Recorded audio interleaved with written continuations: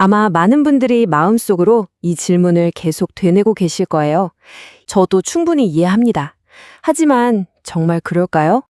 결론부터 말씀드리면 절대 아닙니다. 대한민국은 국민소득 36,000달러를 넘어선 어엿한 선진국입니다. 이게 무슨 뜻이냐면 국가가 국민의 노후를 완전히 내버려 두지는 않는다는 거죠. 문제는 어떻게 준비하느냐, 바로 여기에 달려 있습니다. 지금부터 제대로 시작하면 충분합니다. 자, 그럼 오늘 우리가 함께 걸어갈 로드맵을 한번 볼까요? 첫 번째, 우리의 현재 위치를 아주 냉정하게 파악해 보고요. 두 번째, 노후를 든든하게 만들 세 가지 핵심 전략을 알아볼 겁니다. 그리고 마지막으로 이 모든 걸 뒷받침할 자산 포트폴리오 구성법까지 명확하게 짚어보겠습니다. 모든 계획의 시작은 뭐니 해도 현실 점검이죠. 막연한 불안감 대신 정확한 숫자를 통해서 우리가 지금 어디에 서 있는지부터 확인해 보겠습니다. 자, 50대 이상 가구의 평균 순자산이 약 5억 원이라고 합니다. 이 숫자만 딱 보면 어떤 생각이 드세요? 생각보다 괜찮은데? 하고 안심하실 수도 있어요. 하지만 진짜 중요한 건 그 다음입니다. 순자산 5억 원 중에서요, 대부분은 부동산에 묶여 있고 정작 필요할 때 바로 꺼내 쓸 수 있는 금융자산은 평균 1억 원에 불과하다는 사실. 노후 생활비는 결국 현금 흐름이 생명인데 바로 여기서부터 현실적인 고민이 시작되는 겁니다. 더 큰 문제는 소득의 급격한 변화예요. 이 그래프 한번 보세요. 주된 직장에서 퇴직하는 바로 그 순간 소득이 50대 시절의 60% 수준으로 그냥 뚝 떨어집니다. 무려 40%가 순식간에 사라지는 이른바 소득 절벽을 우리가 마주하게 되는 거죠. 소득은 이렇게 줄어드는데 더 무서운 건 지출입니다. 지난 14년 동안 노후 생활비가 매년 평균 4%씩 그것도 복리로 늘어났어요. 이게 무슨 말이냐면 18년마다 생활비가 2배가 된다는 뜻입니다. 들어오는 돈은 줄고 나가는 돈은 눈덩이처럼 불어나는 구조. 이것이 우리가 풀어야 할 숙제입니다. 자, 그럼 이제 해결책으로 넘어가 보죠. 첫 번째 전략의 핵심, 그리고 여러분의 노후를 책임질 가장 중요한 자산은요, 돈도 집도 아닙니다. 바로 여러분 자신입니다. 이게 도대체 무슨 의미일까요?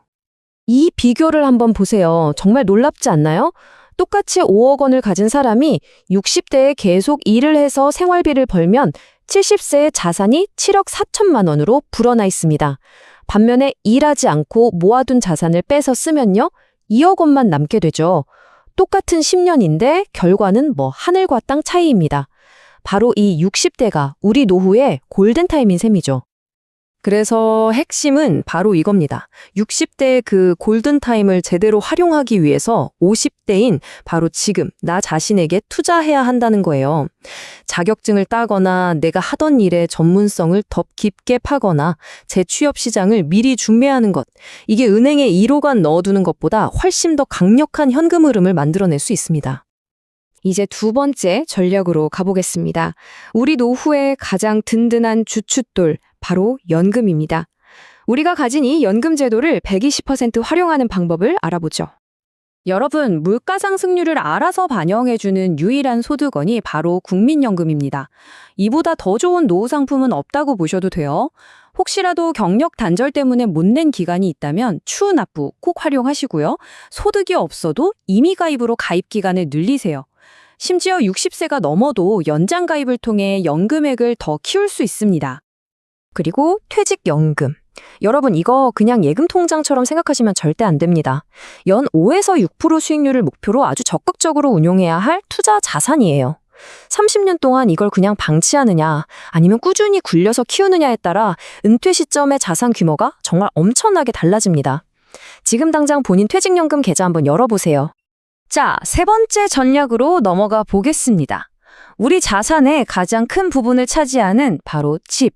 이 잠자고 있는 거대한 자산을 깨워서 매달 꼬박꼬박 현금이 들어오게 만드는 방법입니다.